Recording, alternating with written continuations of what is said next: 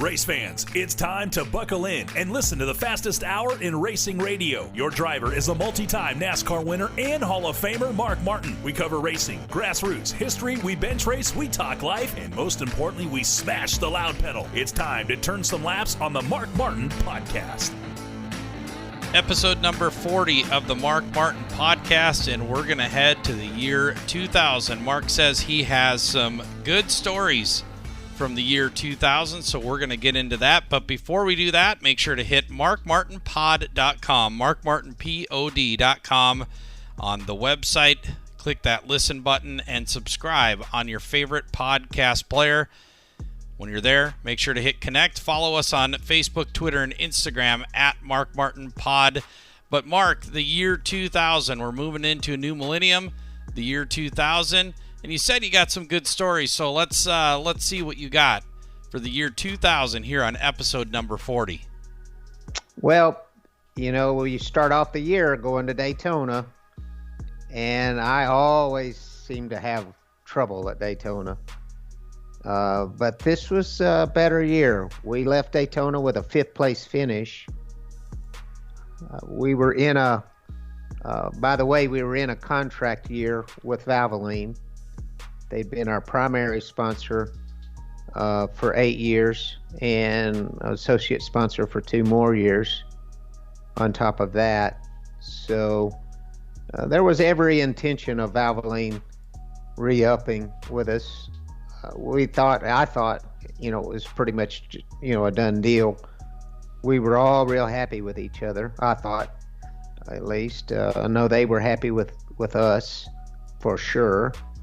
And I was happy with them. Great sponsor.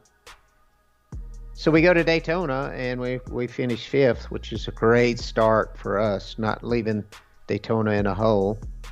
And we go right on to Rockingham and run 8th, and then we run 3rd back-to-back after that at Vegas and Atlanta. So, man, we're sitting 2nd in the points right out of the gate. And this looks like this could be the year. We keep running good. We go to Martinsville, and we're running terrible in practice and happy hour. And I hate Martinsville. Always hated Martinsville.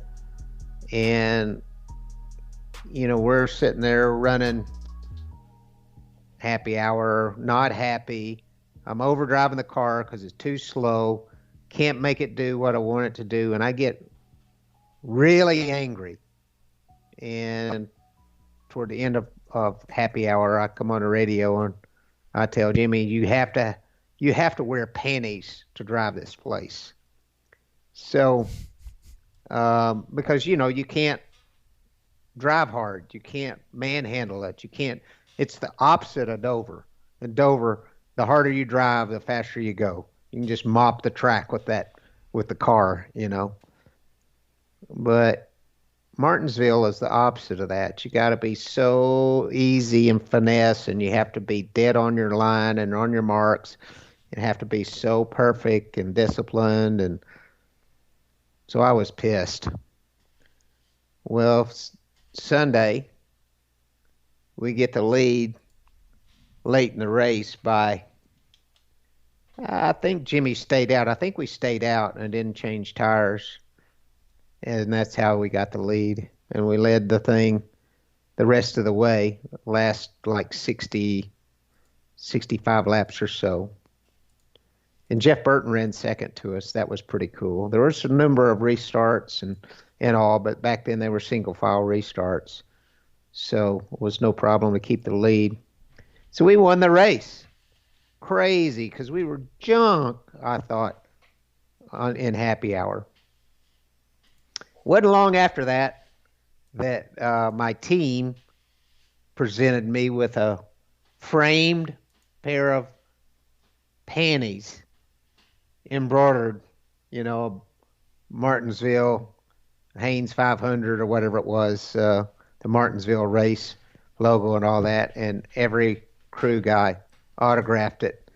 And so those panties hang in the museum now as a reminder of that. So it's that was a pretty everybody got a kick out of that. Yeah, I did too. It was this was during the era when I was pretty damn grumpy. I wasn't all that I wasn't all that happy. Uh, I was just frustrated with, not being able to score enough points to win a championship, because I knew my time was starting to run out. The first several years after 1990, when we narrowly missed it, I wasn't worried about it because I knew it would come. But now I could see the time running out. But we left Martinsville, went to Talladega, and run sixth. Everything's looking good, and then all of a sudden, the same old stuff starts to happen. We wreck at Richmond, wind up with a 32nd place finish, and we have 3 engine failures. So we won Martinsville, and we left there, and then soon after that, all the stuff starts happening again. We wreck at Richmond, and then we have 3 engine failures and 2 more crashes. So, when all that started, before all that started, we actually led the points after Talladega, and we were looking good, and had a 6th place finish at Talladega, and that that put us in the lead in the point standings, and then we start having trouble, and when we don't have trouble, we're finishing in the top 5. But gosh, we had a 43rd at Pocono, 42 back-to-back 43rd place finishes, Pocono and Indy. So, there just wasn't any chance after that. So we ran awfully good, but we had a lot of problems. And so that wound us up, I think, in 8th or so in the point standings as the season rolled down. But that's kind of an overview of the performance. Cars were still fast. I just was plagued with crashes and engine failures. But we got to back up to July, and the negotiations that were going on with Jeff Smith, who was the president of Roush Racing. Jeff Smith and Valvoline, and they're negotiating, and of course Jeff's trying to get more and more money. My contract was already done. They had already done a 5-year deal with me the year before this sponsor contract came up. That's how they always did it. They always made sure they had me locked down before they ever entered into any sponsor contracts. So somehow or another, Pfizer had gotten with Jeff Smith, and the Viagra brand had just come out, probably a couple 3 years prior, and they had an enormous advertising budget, and something like NASCAR had probably never seen before, and certainly more than we'd ever seen.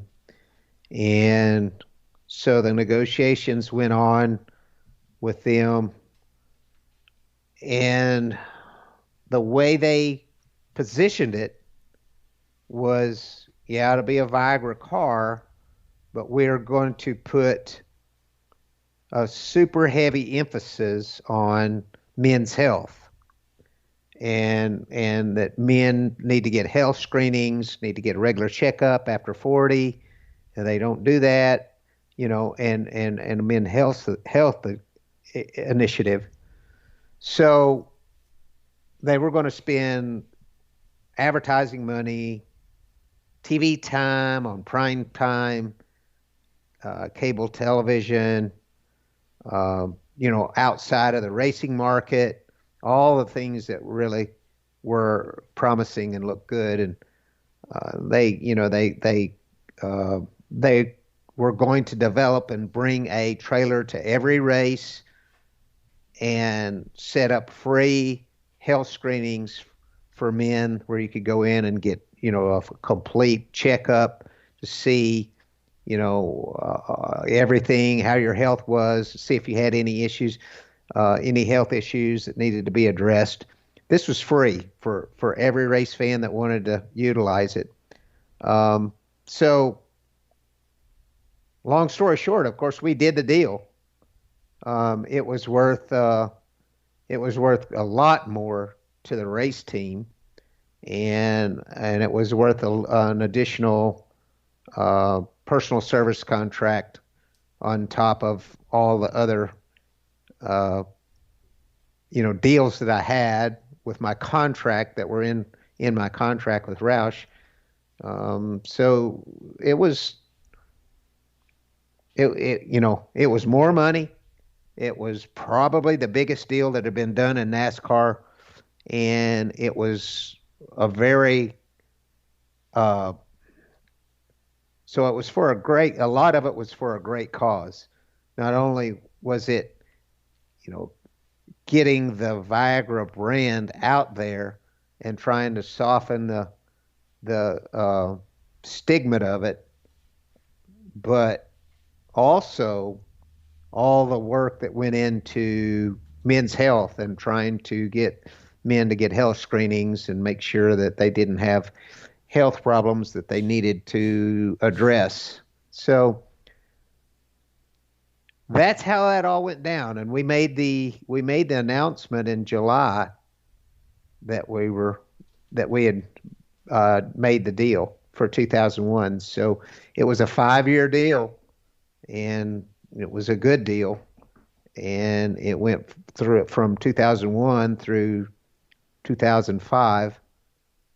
One of the things that I said before we did the deal was, I'm not going to say I use it. I'm not going to go on TV and say I use it or whatever, because I don't. And I don't need it. And it's a great medicine for men who need it.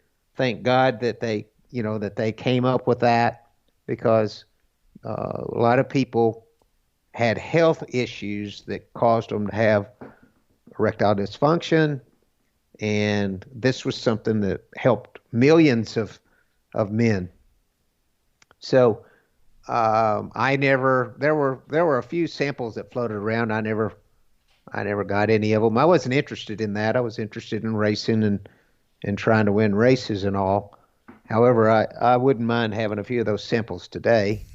I have a different view on it now than I did when I was, in 2000 when I was 41. So that's kind of the story behind the sponsorship deal. It was really a shame. Now that I look back on it, it's a little bit sad that we weren't able to get Valvoline to really step up to the plate enough to have been a lifetime sponsor of mine. But then again, with the way things turned out going on down the road, that relationship probably would have gotten broken up anyway as things turned out. But, my vision was to retire at the end of 2005, which we'll get into that. And so if Valvoline would have stayed with me, then they would have been my sponsor throughout my intended retirement. There's a long story as to why that didn't happen as well, and we'll get to those in the later podcasts. But the relationship I had with Pfizer was really good. We did a lot of really good work, and I'm not ashamed of it.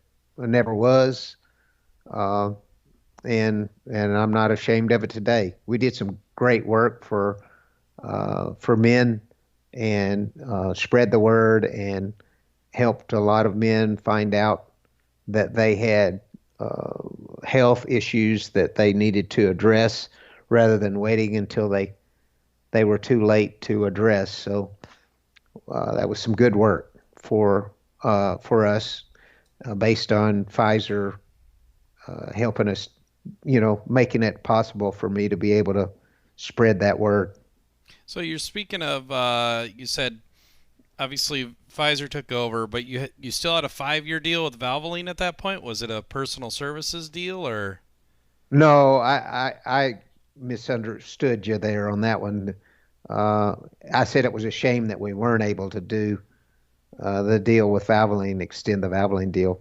Now, the Valvoline deal was up at the end of 2000. So then they were mad.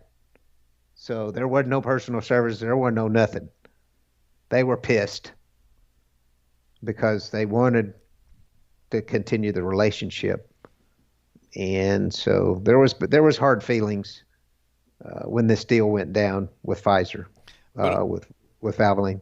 But over time, after your career was over with, now you're back with Valvoline. You're doing some things with Valvoline, as of the last year.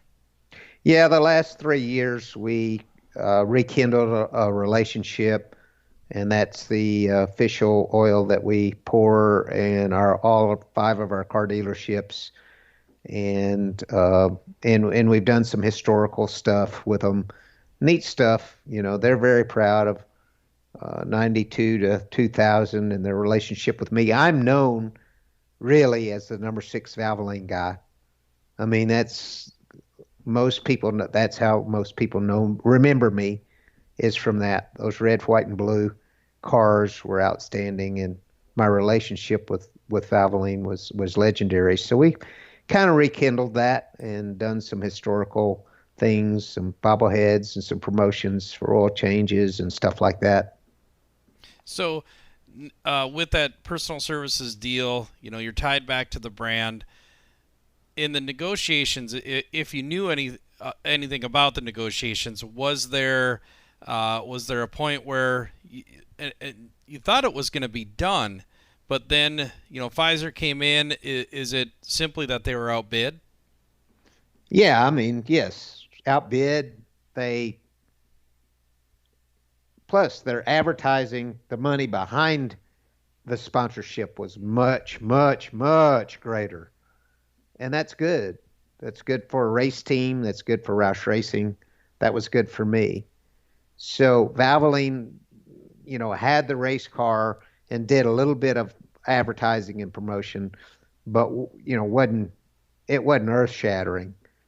Pfizer's plan was to go, all over all the cable news networks, everything, prime time television, all kinds of stuff. So that was a feather in our caps. That's what all race teams are looking for, is that kind of exposure. And so I wasn't involved in any of that. The only involvement I had was the phone call from Jeff Smith pitching me on this idea of being the Viagra guy and not the Valvoline guy, and why it was going to be good for my career and good for us to do it. And Jeff was really smart, and he was an ex-attorney, so he was really smart and very convincing, and he was right. On top of that, he was right. It was good. It was a good program for all of us, and it raised the bar for everybody in the sport, every sponsor in the sport, to try to raise their game. And so that was the real beginning of the super escalation of the sponsorships that went from 5 or 6 million a year to over 10 million a year, and then upwards of 20 million a year before it went crashing back to down the hill, starting in 2008, 2009. So do you think, your relationship with Valvoline at that time, you really wanted to stay with Valvoline when the Pfizer or the Viagra was pitched to you? Were you just kind of taken aback at first? You're kind of like, this is not something I want to do? Well, I didn't, I wanted to stay with Valvoline. It's always comfortable. They were great company. We had a lot of history together already, but it wasn't my decision. It wasn't really my choice. It wasn't my decision. So I didn't really have a say in it. And I was convinced by Jeff that this would be a good thing for all of us, and that I'd have an opportunity to do great things for men over 40. And I did. Pfizer gave me the opportunity to help a lot of people, not just that had erectile dysfunction, but that had high blood pressure and diabetes and all kinds of things that they didn't even know they had. And so from that respect, it was a good thing. It helped a lot of people.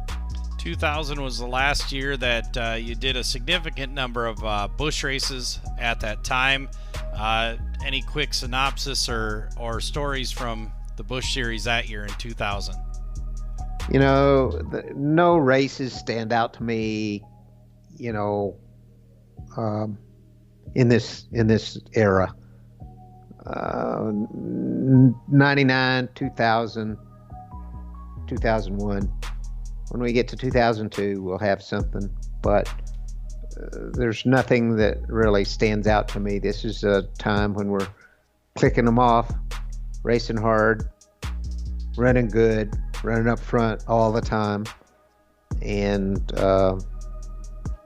things working fairly smoothly. Not to say we didn't have blown engines or wrecked cars, but still, like I say, no real eventful things that I can remember at this time. So that will do it for the year 2000 on the Mark Martin Podcast. Again, make sure to hit markmartinpod.com, click the listen link, and subscribe on your favorite podcast player, and we'll be back with episode 41, the year 2001. Thank you for subscribing and listening to the Mark Martin Podcast. Remember to give us a 5-star rating in your app store. Connect with us on Facebook, Twitter, and Instagram at Mark Martin POD. The Mark Martin Podcast is a production of the Accelerated Podcast Network.